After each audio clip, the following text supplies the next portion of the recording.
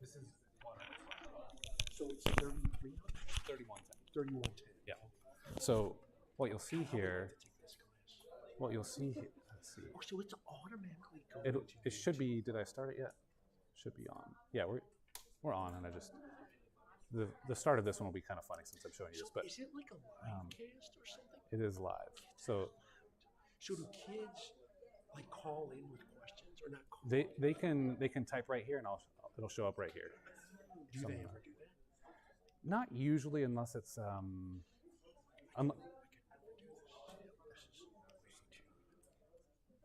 okay, so let me come on. Where's my? I'm sorry, I'm making you late, but this No, it's fine. I wanted to show you because like that's So basically, what that does is that makes like a log history of all of your classes. yes. That's what I want them to have as a resource. Here we go. That they Yeah, can go back exactly. So that's where it's awesome. If this will actually go, I don't know why it's Oh, is it go? Is it like it's stuck or something? Oh, you know what I'll do? Yeah, I have a now? Was that I have Snow's Lab. Public. So anybody on public can see this right now. Okay, so you see, yeah, here's me live right now, and we're just sitting here chatting, right? and it's being recorded. Or Oh you yeah, haven't hit yeah. the go button. No, I hit go already, so this is recorded. So anybody so so if somebody types something like that, right, it'll show up right here. So if during COVID, I was just like, yeah, just ask your questions. I don't need to hear anybody talking. I just I need to retire. Oh my God. That is awesome. so it's, I'll see if I can get caught up. I'm not. well, let me know if you want some help, because it is a little high tech, but at the same time, once I had it set up now, it's in minutes. It's minutes, and I'm going right. So it's Well, like the no cool problem. thing is I want it to be like as long as they're learning. I don't care how they learn. Right. Well, I'm so old. that's the other cool thing is I can go back and take a look at how many times they've watched the exam review. By person or just like Just the total people, like, and how many hours watched. Yeah, sometimes I don't even want to see that. You can see where they're stopping or Right. whatever. But I see that clearly people go back and watch the exam review and the homework stuff and things like that. So it's like, okay, well, they're finding something good here. Yeah, as long as they learn. Yeah. All right, Sam, sorry to bug you. It's all good. All good. Have a great night. Thank you.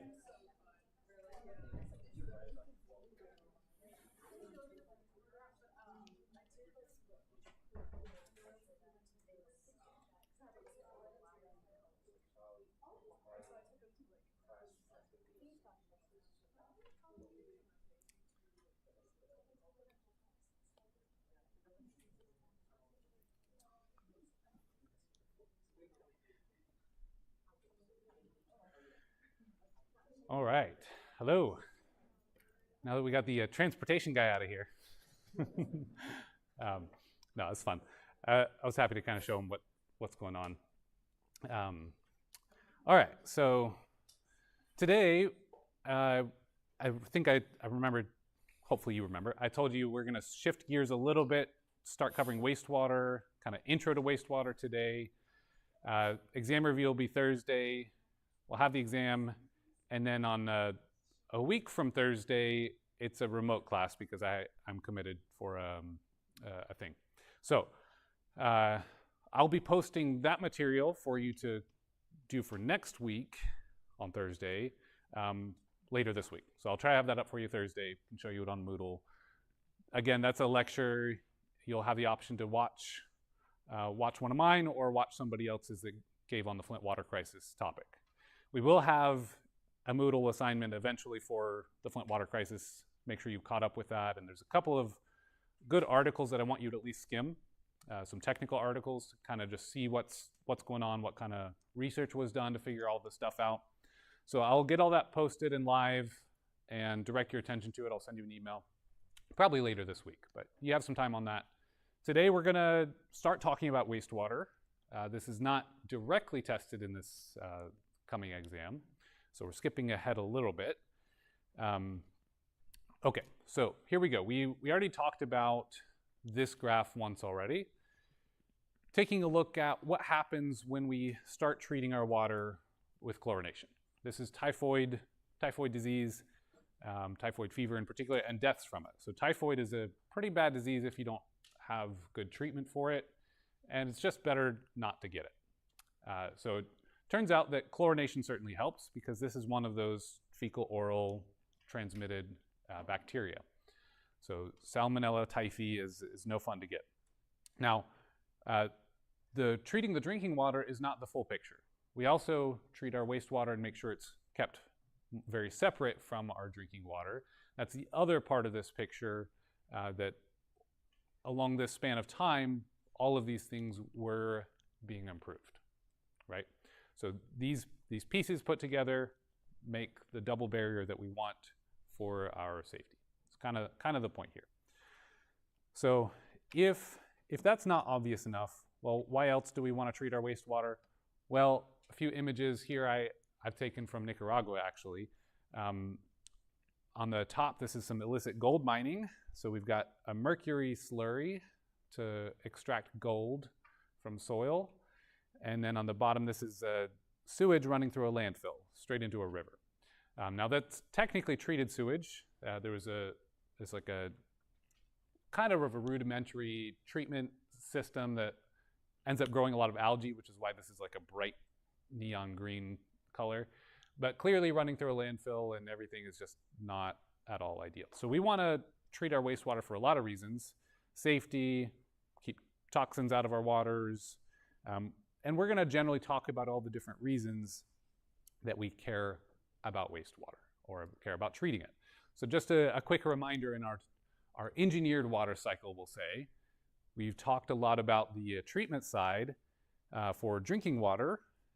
Now, once we've consumed it and now we're excreting it, or maybe an industrial process is now done with it and discharging it, how do we treat it, right? That's where we're at now. Just as we might say that the distribution system for drinking water is kind of part of the treatment, we might also say that the sewage collection system is kind of part of the wastewater treatment. So any ways we're collecting our wastewater, those components feed into our system. So one historically relevant issue has been, what do we do with stormwater? A lot of times people directed stormwater, because it's washing off some gross stuff from the roads and things, straight into the sewer system. Now that sounds kind of reasonable on the one hand, because you're thinking to yourself, okay, don't want all that road junk in nature. But on the other hand, most of you have been in Louisiana for some time, you know that it can rain a lot sometimes, and you don't actually want to flood your wastewater treatment plant to the point where it can no longer treat enough water. Because what happens, you get overflows, right? And then you don't have just lots of rainwater, now you have lots of rainwater and lots of sewage flooding your streets.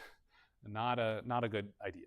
So historically, there have been a lot of what we call combined systems, and which would yield you combined sewer overflows. No fun. So these days, every new system pretty much is being designed to keep them separate, to have a storm separate sewer system. So I think they're often called MS4 for municipal storm separate sewer system, to essentially segregate stormwater and wastewater. Now, you might have some treatment for stormwater, and you could call it wastewater in a sense. In fact, a lot of non-heavy industries, well, really any industry, but a lot of places like a car repair shop will have to have a stormwater permit, because the stormwater that lands in a car repair shop might carry a lot of grease and oil, right? So typically you'll have some catchment, some sedimentation chamber or something to catch a lot of the junk that might be coming off. Now, of course, we also have lots of roads and things that are just, stormwater will just run off and probably go straight to a river or stream. In some cases, maybe there's some catchment or some ability to at least let some stuff settle. So depending on the situation, there's some rudimentary treatment we could do for stormwater. Typically, our effort is better spent in terms of wastewater to do the higher tech stuff, the more energy intensive stuff, just on water that's produced from our sewer systems. So what does the treatment train look like? This is, again, going to be pretty standard or typical for a biological treatment system. So this will be typical for a municipal system, meaning like human waste from, people living their lives. Industrial waste can be different. In fact, I toured a treatment plant for a paper, like a tissue recycling plant one time, and it produces a fair amount of waste as you're dissolving the tissues and re-extracting the fibers and stuff. You get a lot of carbon waste, but not much of any other nutrients. So in order to break down that carbon that's, it was useless, it's now going to get discharged into the river, you want to get rid of the carbon so that other stuff downstream doesn't feed on it, but nothing can grow on it because there's no other nutrients. So what you do is you fertilize it. And so literally they were just taking buckets of fertilizer every day to feed their bacteria to eat the carbon. So normally our municipal system has a lot of nutrients, carbon and nitrogen and phosphorus and whatever else. So here's a typical one for a municipal system. Of course, this is just a generic one. As we'll talk about, there's lots of variations we can do if we want to do something fancy. But almost every single one is going to start with some grit screen chamber to remove large junk particles, stuff we don't want to clog up our plumbing in our fancy engineered system. Right, so a lot like what we'd have a grit chamber for drinking water and probably some sort of bar rack, but this one's just a bit more gross.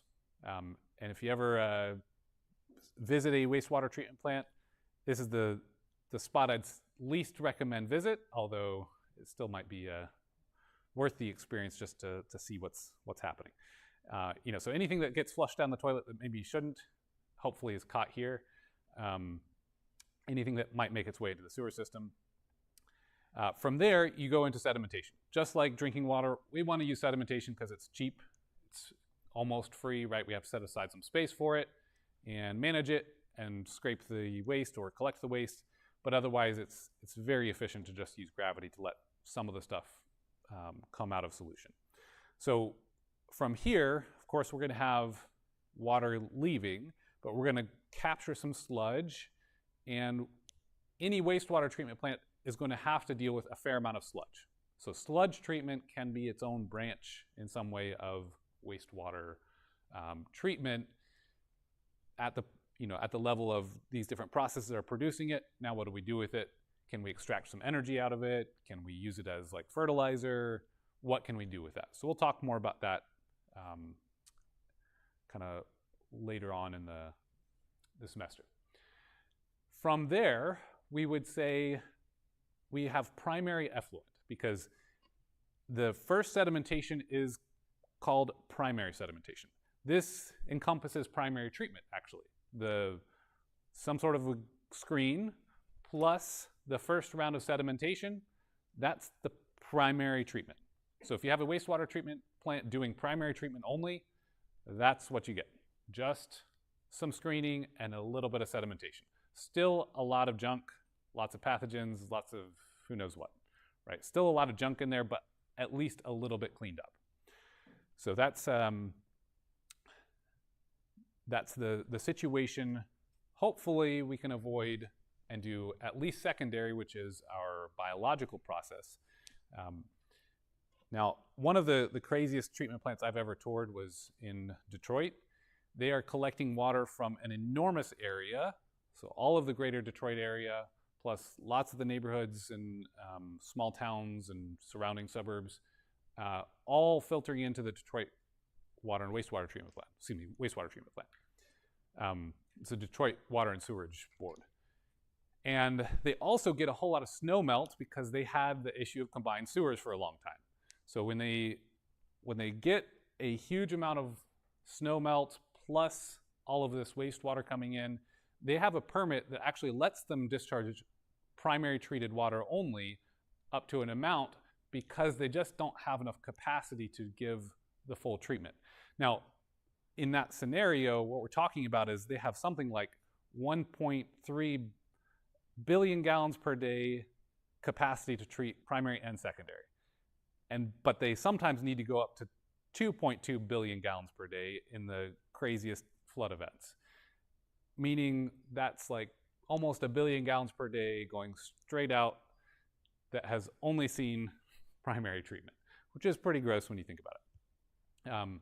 But hopefully that's at least quite diluted if it's all that snow melt that's collected.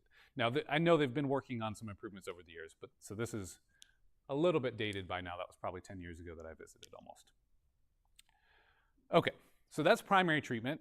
It's helpful, and we can remove some of the primary contaminants that we'll talk about, but it's not a lot of it, right? It's helpful, but not fixing any real problems here. The next would be our bioreactor. And the simplest form would be an aerated system where we have a big tank, bubbles coming up. Those bubbles are going to mix the water, so it's going to be essentially a CSTR or maybe a series of them. If you have like a few channels, maybe they don't mix from one channel to the next, but in it, it's pretty well mixed. So we have essentially a CSTR, and what that is doing is allowing all the bacteria to grow as fast as they possibly can. So in this case, we want bacteria because they're going to munch on all the stuff that's dissolved. Bacteria, when they clump together, they can probably settle out of solution. We can actually use sedimentation to capture a lot of bacteria and get rid of them. But something like sugar that dissolves, how do you get that out of the water, right? We don't want to discharge random sugars or small molecules that stuff can grow on downstream because it'll just gunk up the stream. Well, that's what we grow the bacteria for. They're really good at taking up these things that we couldn't settle out with sedimentation. Things that would be really hard to even filter. So instead, we let bacteria grow and we give them all the oxygen they want so that that same process doesn't happen downstream. Because we want downstream to have plenty of oxygen and have a relatively normal habitat. So if we give them all the oxygen up front before we're out in the wild, that's preferable. Now, sometimes we'll sequence this with some anaerobic because we get some different biochemistry, get some different things happening. That can be beneficial, but almost always, probably always, we're going to have an aerated system at a minimum. So this is a bunch of bubbles. We could, if we wanted to be real fancy, we could blow direct pure oxygen in there and give the microbes a whole lot of oxygen to breathe. That's a big waste of money though, because air has plenty of oxygen, so you just blow air, right? Okay, from there we have sedimentation. So the bioreactor plus a secondary sedimentation chamber is effectively what we call secondary treatment. Now, if we have disinfection, which we usually do, we would add that also. But the bioreactor plus the sedimentation chamber is a really nice combo because suddenly we have tons of bacteria that are all happy to clump up and stick together, and then we can sediment them out pretty well. Sometimes a system might add some ballast, like some sand or something like that, to help these bacteria sink a little faster. That's not typical, but regardless, we'll get a good, nice sludge out of this and send that also with the sludge recycling. If we had other bioreactors, it's going to be pretty similar. We're going to end up forming some sort of sludge. What we're going to talk a lot about in a couple weeks from now is how to mathematically look at the bacterial growing here, and then how to recycle them in order to make sure that our bioreactor always has plenty of microbes to function, because we wouldn't want to run them out of bacteria. It would take a long time for them to start up from scratch. Okay, so with that, we will often disinfect. Not every country does this. France, for example, has no disinfection regulations for their wastewater. Some places will have higher or stronger regulations, and even in the States, this will vary a little bit what kind of disinfection that we want to use based on, do we want to deal with dechlorinating after we chlorinate before we discharge? If we're discharging straight into the Mississippi, turns out that the South Baton Rouge wastewater treatment plant doesn't need to dechlorinate because there's no risk that could harm anything at that concentration because it's so diluted.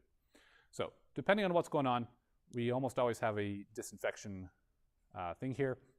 And sometimes we will insert, probably right about here, if we have any what we call tertiary treatment.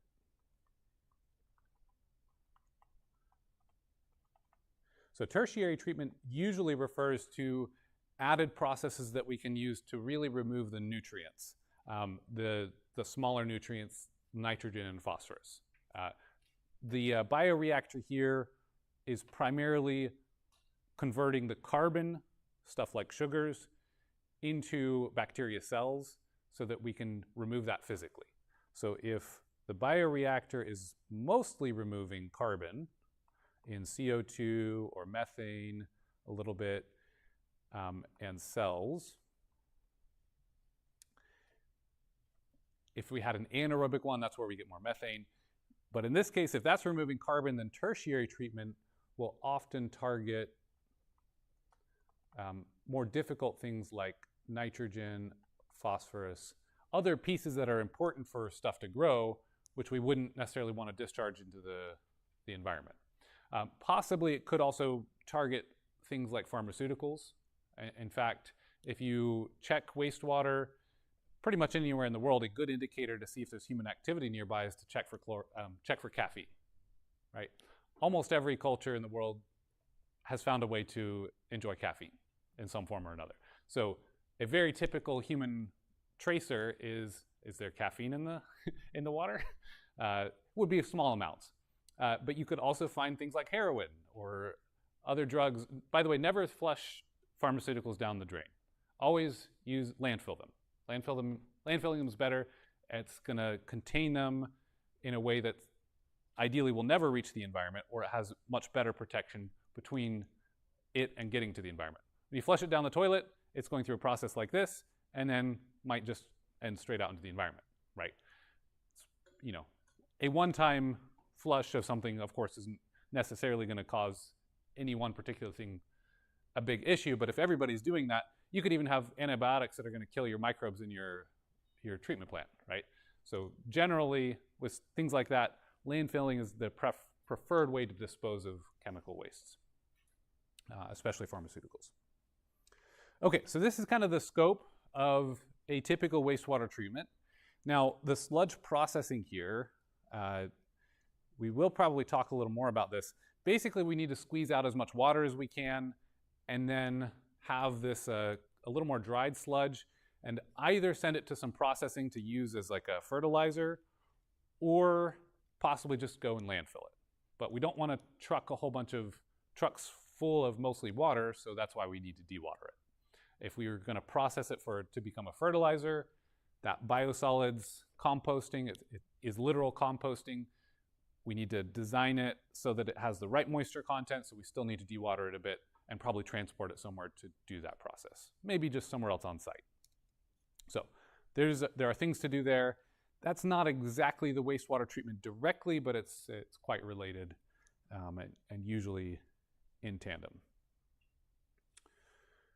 Okay, so what are the standards and priorities that we might talk about when we are aiming to treat the water? Well, mostly we define it based on the receiving water. So we label a receiving water as whatever water system that the wastewater will end up in. Now, there's actually a couple different categories of wastewater permitting. One would be to discharge to the ground.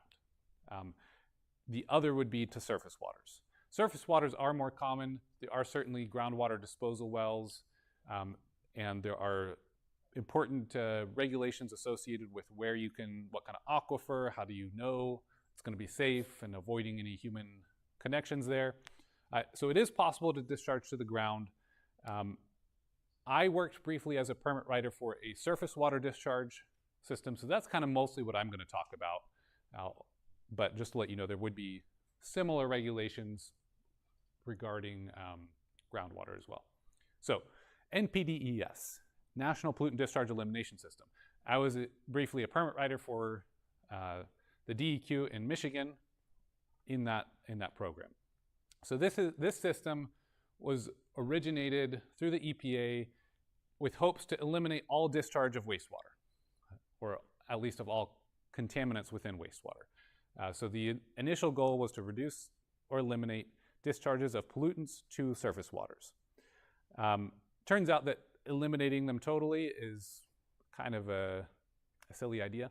It's not at all possible, feasible, especially when you consider that even a change in temperature, like an elevated temperature, could be considered a contamination.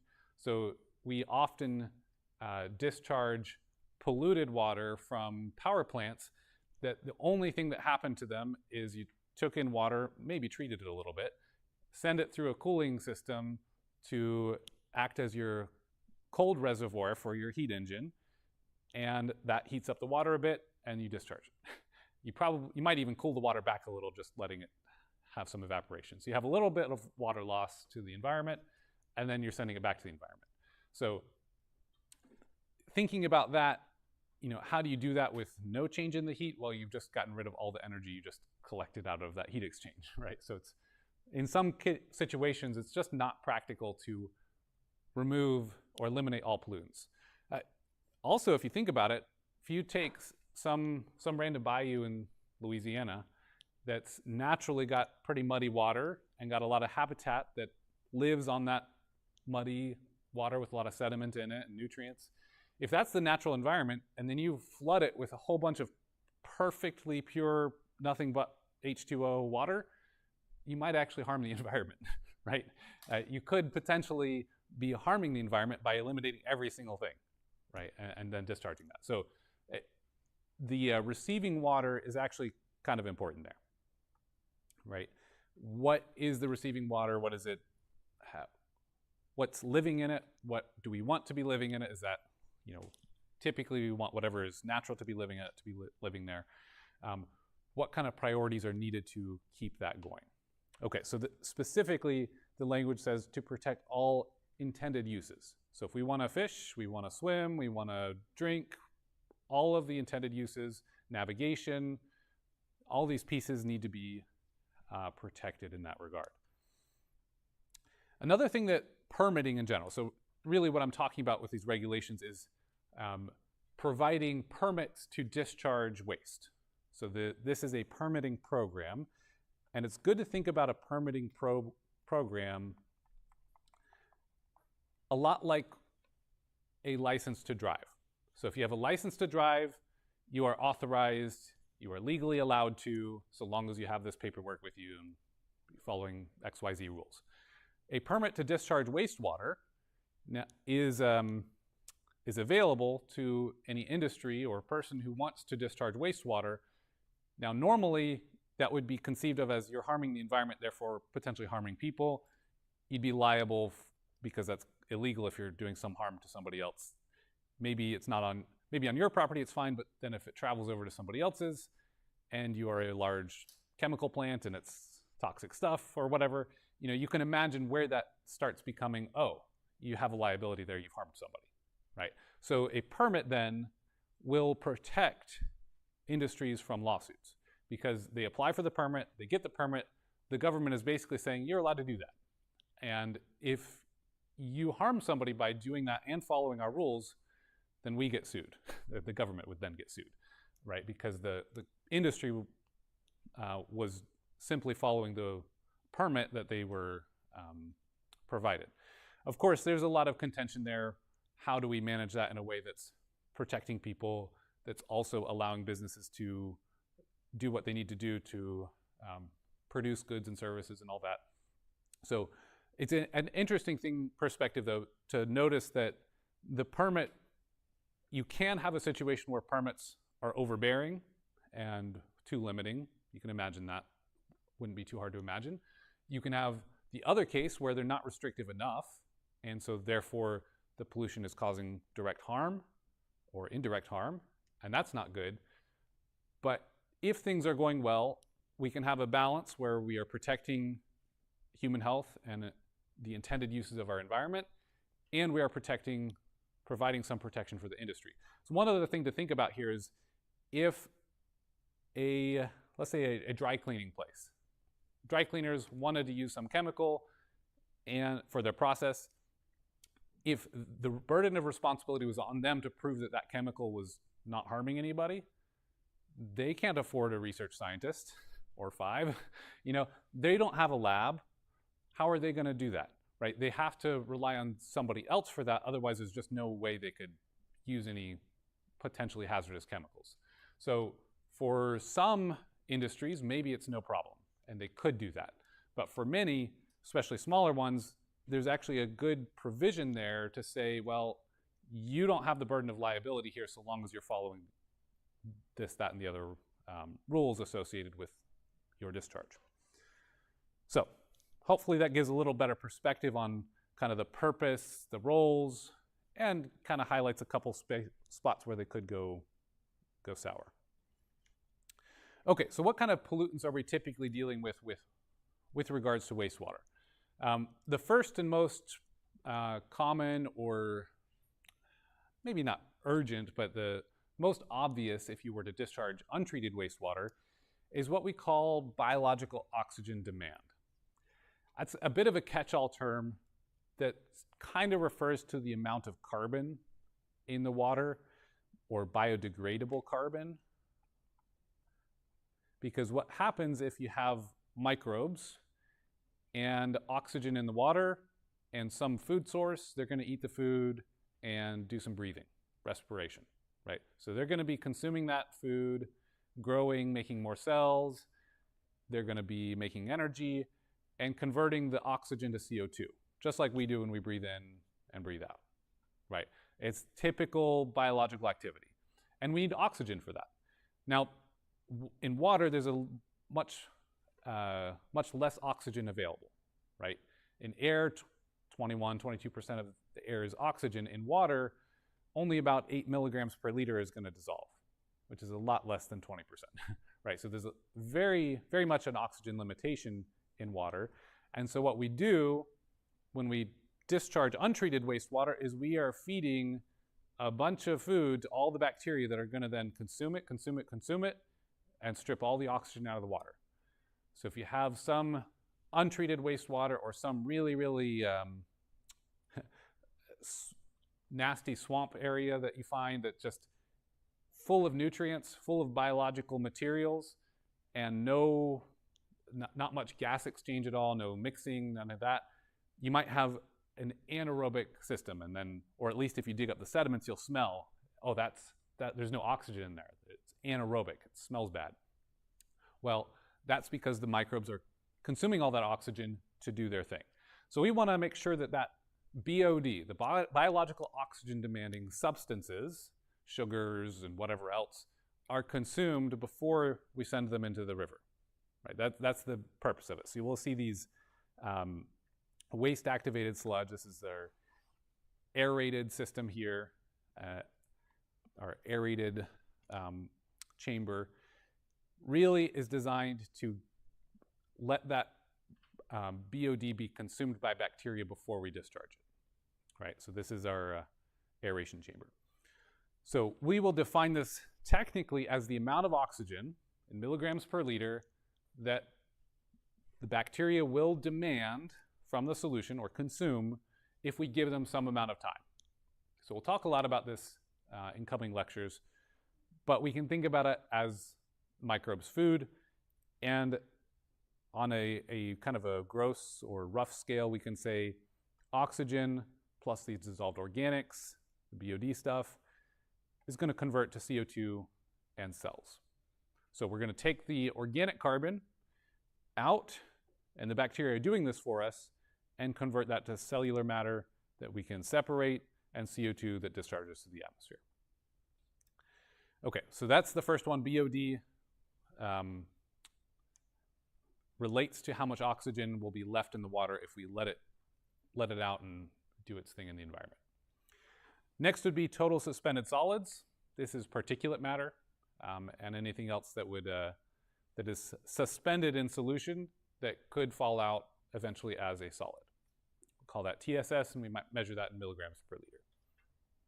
pH is kind of an obvious one. If we had some crazy process getting a weird pH, we would need to adjust that. Typically in a biologically driven wastewater treatment plant, the microbes can't handle any crazy pHs, so we would probably have already adjusted that. but it's categorized as one of our conventional pollutants because if we have any industry that's going to discharge, we're checking these conventional pollutants, right? If you have something that you don't think it needs any wastewater treatment, there's no sewage or anything, but it has a funky pH, well, that's one of our conventionals, and it would be caught under that permitting. Another big one would be fecal coliforms. That's an indicator for human pathogens, meaning that's a coliform is a class of bacteria, and if we identify that there are fecal-related bacteria of that class, that means there's probably some sort of fecal matter in this water. So this is an indicator.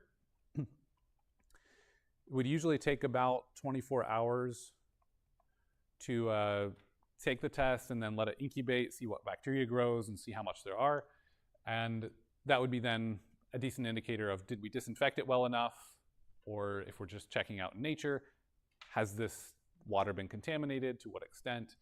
It's a good way to quantify that even if it's not an exact or precise amount there. Okay, last would be oil and grease. And it turns out that used to be a pretty big problem sometimes when we didn't capture it. Some processes, some industries are going to produce a lot of oil and grease, and if they don't capture and recycle and separate that, well, what you get is you end up with oil and grease getting out into your rivers and waterways, and that's really no good because rivers are not supposed to catch on fire. And sure enough, that this, I think, is the Cuyahoga River, and it did catch on fire. So have you guys ever had a grease fire? Hopefully not. You ever heard about what to do with a grease fire or what not to do? Yeah, don't throw water on it. Why? It makes it worse. Anyone know why it makes it worse?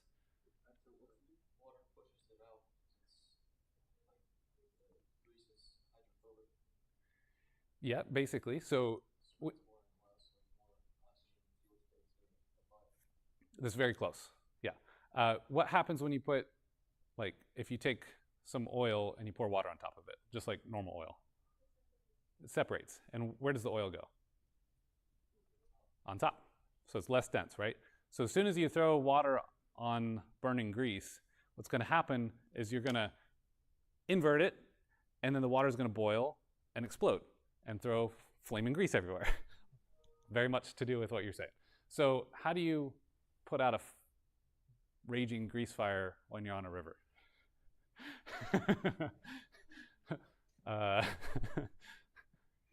Good question. I'm sure they wish they knew the answer. I think they're trying to put out the fire that's on the ship there. But yeah, what do you do? And what happens if the wind suddenly turns and goes somewhere else, pushing all that flaming grease towards your shores, towards your town or whatever, right? It's a crazy problem that you might not have ever thought about. This is I think 1950s, that picture. So turns out that if you have a lot of heavy industries that are discharging, it can become a big problem for fires, if not other reasons, right? The more recent example is I think this is 2015, I'll pull this up. This was I think the Moscow River maybe, and it wasn't a pollution issue aside, well, in the wastewater sense, it was a broken pipeline. Let's see if I have the sound going. You can actually hear, I mean, there's some noises in the background too, but you can hear the fire.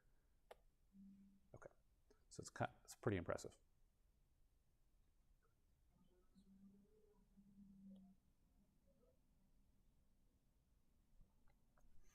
So can you imagine dealing with that?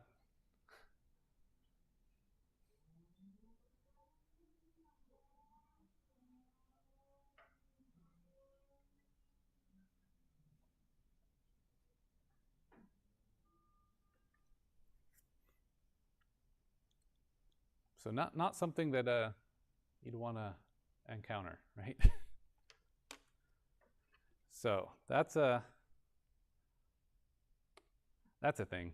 Have an article, I think I have it up on Moodle as well, or I will. Here's where that the other photos coming from are the same story, essentially. This is the Cuyahoga River. Caught on fire 13 times, dating back to 1868. And this one was 1952. Caused over $1.3 million in damages. And it was some things like this that sort of inspired the Clean Water Act for some obvious reasons, right? And so this is why one of the conventional pollutants is oil and grease. We'll make sure that doesn't happen anymore, right? So pretty intense stuff. Okay, so that's the first class of pollutants is conventional. And why conventional? I guess because they were the first recognized as really important, right? If you drop the pH, raise the pH really crazy, you're gonna have a fish kill because you destroyed the water. If you have a grease fire, that's bad, right? Pretty obvious stuff there. Well, then we have toxics as another class. These generally would be heavy metals, and then any organic pollutants that are causing a toxicity problem for fish, wildlife, or potentially for humans if you have some exposure. So this would be all sorts of organic compounds. We do have a particular list. I'll kind of take you through a priority pollutants list in a little bit through the permit writer's manual I have. It's also posted on Moodle. If Moodle ever fusses at me too much for having like too much stuff on our page, I might have to remove something like that. It's a big document and I'm over capacity in terms of space, but it seems to be working fine right now, so I'm going to leave it. But that was a permit writer's manual from 2015, kind of covers a lot of the same topics. We'll skim through it a little bit today. So toxics are fairly obvious. Non-conventional is kind of just everything else. It's not toxics and it's not the conventional list. This would include things like chlorine, which technically is toxic, and ammonia, which is technically toxic to wildlife and stuff. But it's not those bad toxics, I guess. It's not that list of like, oh, here's some special thing that is going to be particularly toxic. We need to watch for that specifically. So chlorine, if we discharge a lot of free active chlorine, that can, of course, stress and kill fish and wildlife. Ammonia as well. It's a nutrient. A lot of organisms like it, but it can also be toxic once it's at, I think about 25 milligrams per liter is one of the thresholds. Nitrate and nitrite, not particularly toxic. If you have a lot of them, maybe nitrite a bit, but they are also nutrients, so we might want to keep them at least a little bit limited. Phosphorus is, if we take a look at the typical nutrients required for life, you can take a look take any sort of cells in the world, and you'll have some ratio of carbon to nitrogen to phosphorus. These are the three primary nutrients, and we find all three atoms in DNA and in proteins and all sorts of things, right? So you'll have some ratio, and some of this study comes from actually oceanography and things like that, where you might see in algae how much nitrogen do they need? Are they limited? What's going to cause an algae bloom? Well, same type of thing we can consider for our wastewater. At what point are we limited on phosphorus or whatever? So I gave an example earlier with a tissue recycling plant. We had plenty of carbon and no nitrogen or phosphorus, so the way to make bacteria grow is to add nitrogen and phosphorus. So a typical ratio is something like, I think it was 106 to around 15 to 20 range. I'm just going to call it 15 to 1. Something like that there's a famous ratio. I probably didn't get it exactly right. It's been a while since I've looked at it, but it's the Redfield ratio. That one is particular for oceans.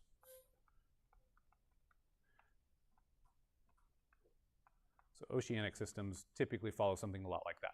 Now, all biological systems will be around that range. Maybe it's 10 to 20 for the nitrogen component. But the point here is that if we have just a little bit of phosphorus, that may have a big impact. And the nitrogen could be in the form of ammonia or nitrate or nitrite. It's still more impactful than carbon on a per amount basis, but may or may not be limiting. So if one of those is limiting, then the one if we discharge a lot of that into a system, that might cause a bunch of stuff to grow. that could be a problem. So if you have a bayou, for example, that has not much phosphorus content, but it has a whole bunch of carbon, just lots of organic matter, but it's just limited on the one thing. If you discharge a bunch of phosphorus to that particular system, suddenly there'll be a lot of bacterial growth and it'll probably pull all the oxygen out of the system. We call that eutrophication. When we have a big event like that where suddenly a bunch of algae and stuff grows and it causes problems. Probably talk more about that later as well. Okay, so I want to talk about primary treatment. And this segment, we're not going to do really any math on primary treatment. So we're going to get into the technical aspects, which is not much. So I want to show you a couple examples and show you what primary treatment is. You don't have to think about it for any of the future exams, really. So that's why I'm going ahead and venturing into it before your next exam, and I think you'll feel all right about that.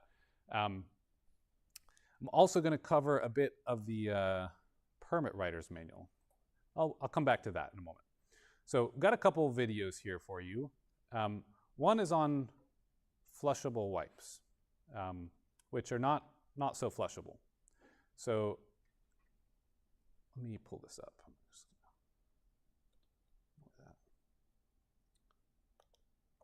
I'm going to fix one thing on my computer here.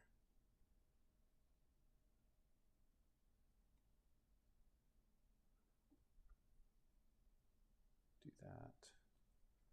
Okay.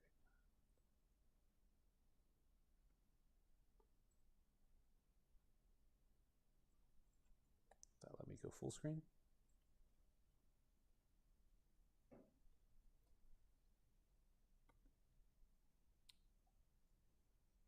Previously, this let me use it without logging in. So I'm going to see.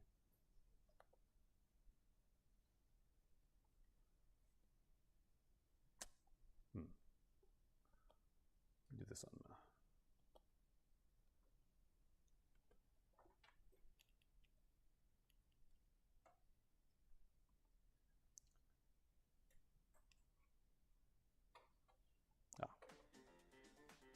Okay.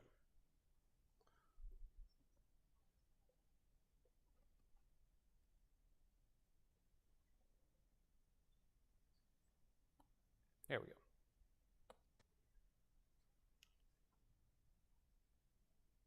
Okay, now the sound stopped again.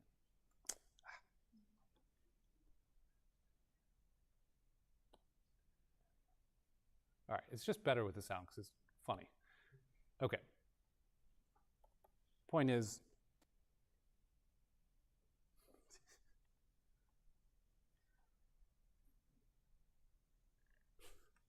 aha, one second. If I can just watch it.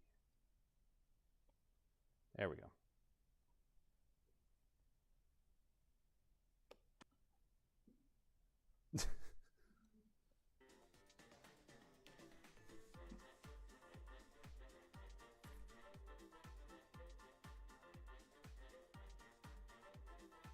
So-called flushable wipes getting stuck in the sewer systems. I have never seen one dissolved. They have to remove them on a daily basis.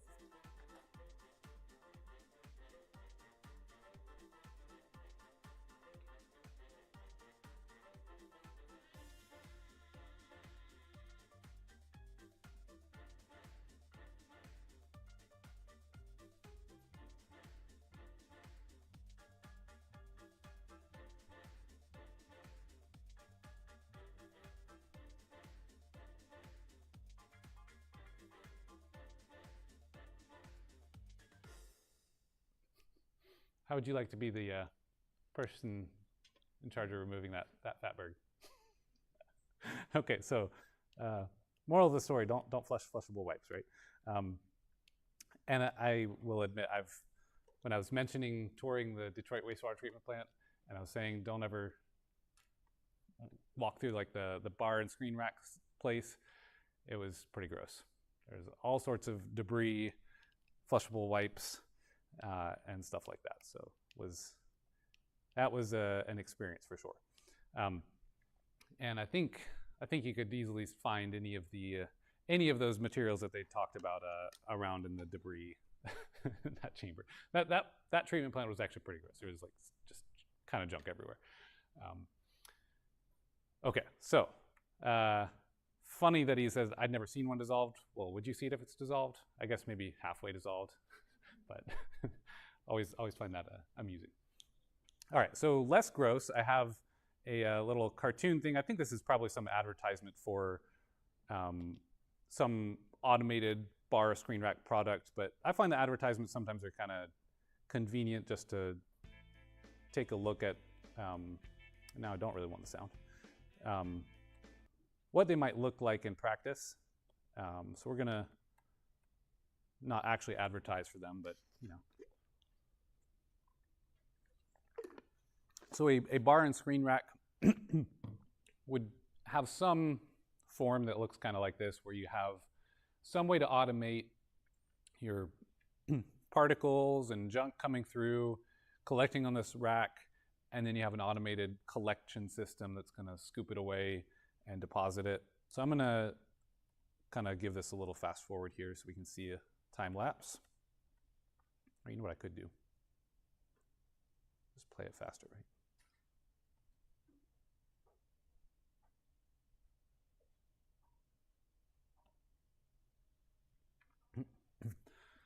So we've got this nice little system that's going to collect, scoop, and then even deposit the junk into a waiting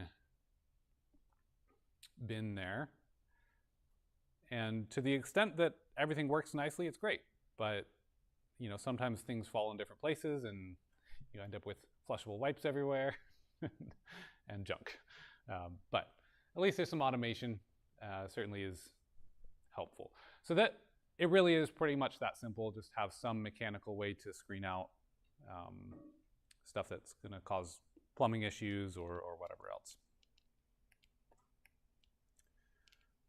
All right. Okay, so I'm going to take you through this a little bit through this workbook. This is kind of a decent overview of kind of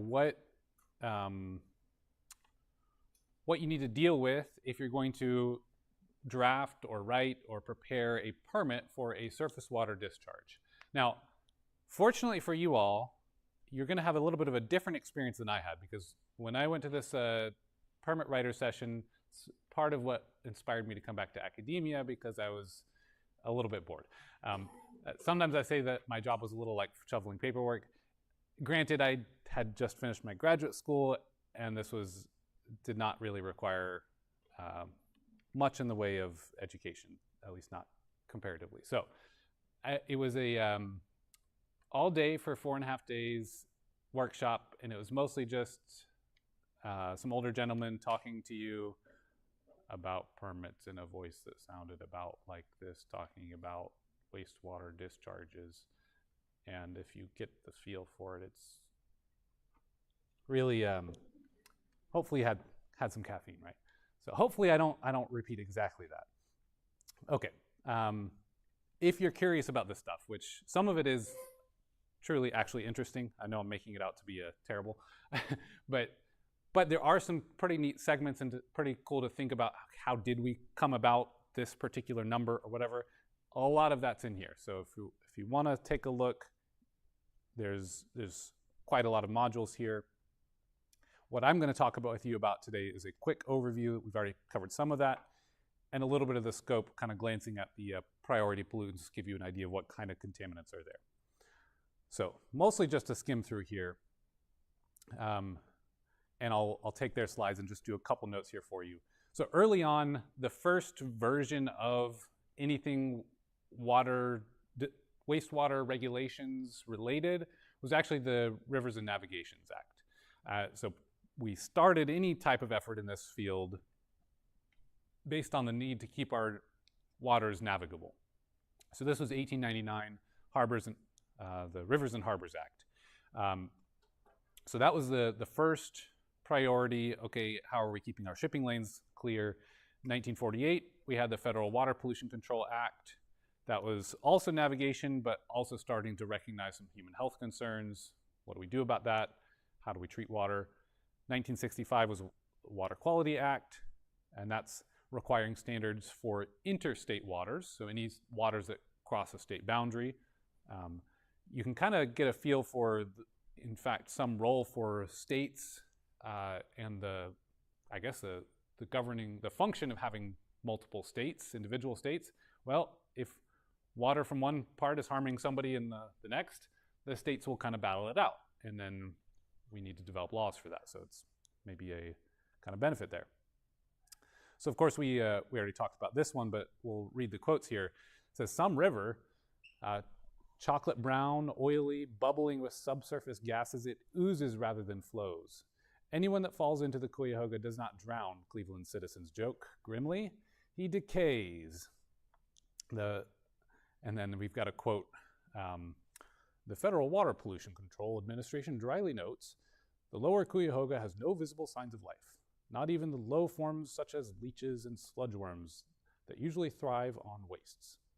It is also literally a fire hazard. So that's the state of things in 1952. So the EPA was established with an executive order in 1970. There was also the RAPP, that's the Refuse Act Permit Program. That one was the first attempt, and apparently it was a little bit maybe overbearing or unconstitutional in the way it was approaching things, so it was struck down in federal court. So then, and I think that might have also been an executive order, so it's saying, well, this needs to be law, not executive action. So then Congress began to formulate legislation for the EPA. Oop, I just hit the wrong button. Okay. So moving on from there, a couple years later, we get the Federal Water Pollution Control Act amendments, then the Clean Water Act, and eventually the Water Quality Act. So each of these pieces adding layers, and the Water Quality Act, the Clean Water Act, that also has to do with our drinking water side of things. We didn't really talk about that, but it's also relevant. So here's where we get the initial objective for this permitting process for wastewater discharge to surfaces. The objective was to restore and maintain the chemical, physical, biological integrity of the nation's waters. And the goals and policies included to eliminate the discharge of pollutants to navigable waters by 1985. Well, turns out that never happened and never will happen because, like we said, some pollutants are just going to happen. If we're going to function, we're going to have some pollution. But what we can do as the interim, which was smart for them to write, to achieve by July 1st, 1983, wherever attainable, also a smart metric there, a level of water quality that provides for the protection and propagation of fish, shellfish, wildlife, and provides for recreation in and on the water. So that's our intended uses, right? Anything we might want to use our nature for, we want to provide a circumstance that protects that. In addition to prohibit the discharge of toxic pollutants in toxic amounts.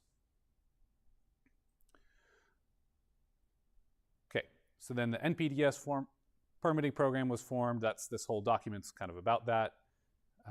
Goes into the authorization, how the permits work. Most permits, by the way, are 1 year for significant ones. Really small scale ones like a little car tire replacement store might have a 5-year permit that's pretty cut and dry. Stormwater permit, check the box, make sure you're doing the thing, and you're good. Okay, in 1976, we had the priority pollutants. There were 65 categories, 129 pollutants, and in addition to that, there's 21 industries that were recognized to have particularly harmful pollutants that we need to take special care for. To say, okay, you are let's say a paper mill. We've got to watch out for these particular chemicals there, and your permit should look something like this, because we know that's a standard problem for this industry. In some cases, we require a technology-based effluent limitation, meaning, well, we know you're going to have some mercury in your discharge because you're doing this, that, or the other. Therefore, you have to use this technology because it's good at removing mercury and set it up in a manner that can account for your flow rate properly. These are usually only used if it's hard to measure that particular thing and we do expect it to be there. Mercury is a good example because it requires some high-tech instrumentation to get really low levels of detection, but we really don't want any mercury out there, a lot like lead, if we can help it. So some of those things are driven by this is the best practice, so we're going to implement this particular technology. Okay, 1977 cleared some things up a bit. 1987, this is where stormwater permitting was implemented and instituted, so we added that. It's also the same time when some of that sludge that we talked about, how to manage it, developed some regulations for that. How can we reuse that? Kind of updated the Water Quality Act there. Okay, who needs a permit? Well, anybody that's discharging a point source, that's like where the pipe comes out, and any discharges of pollutants that are into waters of the United States. There's been some debate about what is waters of the United States over the years.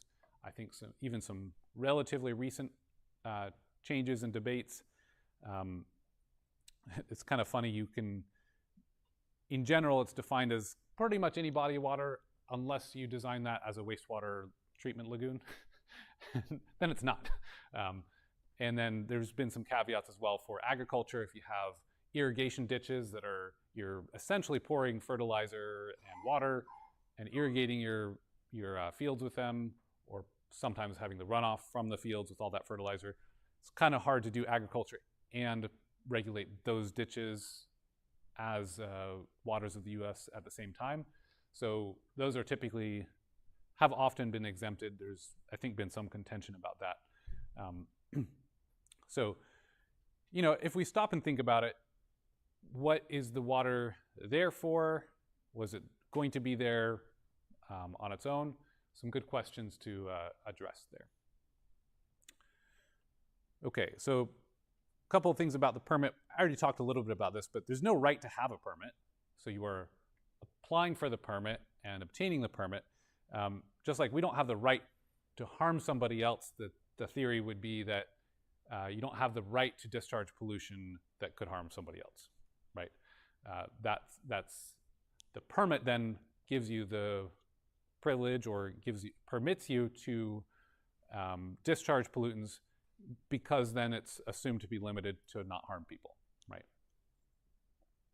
Okay, they can be revoked for cause. You could have your license taken away. Okay, talked about that. Point source, agriculture. One thing that's not included is if you have a cruise ship and it discharges its waste, that's not covered by these rules. That's under, might be the Department of Commerce. Somebody else needs to take care of those laws and enforcement. Okay, talked about those. There's probably some new ones of these rulings, but here's some of the history here, kind of deciding and dissecting what is waters of the U.S. and how are we defining all that. Groundwater, I mentioned that. Slightly different than the NPDES program, but they have their own system. Treatment ponds and lagoons are exempted.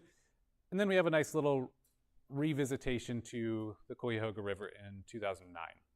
So this is another article in the New York Times. It says, the first time Gene Roberts fell into the Cuyahoga River in 1963, he worried he might die. Mr. Roberts smelled so bad that his friends ran to stay upwind of him. Recently, he returned to the river carrying his fly fishing rod, and in 20 minutes, he caught 6 smallmouth bass. He says, it's a miracle. The river has come back to life. Now, smallmouth bass are particularly persnickety about having high quality water. So they like to have a lot of oxygen. They don't like dirty water. So it really is saying something there. Today, the Cuyahoga is home to more than 60 species of fish, says that guy. And beavers, herons, bald eagles nest along the banks. Fantastic.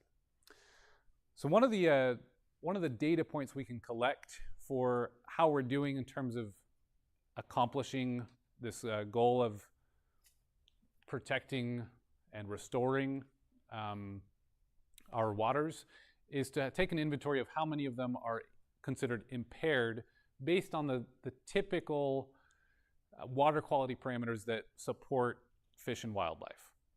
And this is an interesting way to look at it because, as you might know, thinking about Louisiana, some waters just are naturally kind of dirty, right? Sometimes it's not the pristine, clear, flowing, highly oxygenated. Sometimes we have a swamp that gets pretty hot during the middle of summer, won't have a lot of oxygen, and has a lot of natural biological activity, lots of nutrients and sediment and all that stuff. So some of these graphs we need to take with a grain of salt in that some are naturally impaired. Of course, and these are too small to actually read. Sorry about that. But essentially what we're looking at here, one of them is rivers, rivers and streams, the other is lakes, and then we're looking at a couple different parameters. So the left is rivers and streams that are assessed. The darker segment is impaired. The big kind of lighter segment is good, and then there's like a sliver that you can't see that says threatened. And these are for let's see. So total area or total miles is kind of the amount, and I guess these are just overall water parameters. And we could take a look at it across some different categories. So we could say pathogens, sediment, nutrients, mercury. What's impairing the water? What water quality parameter is it?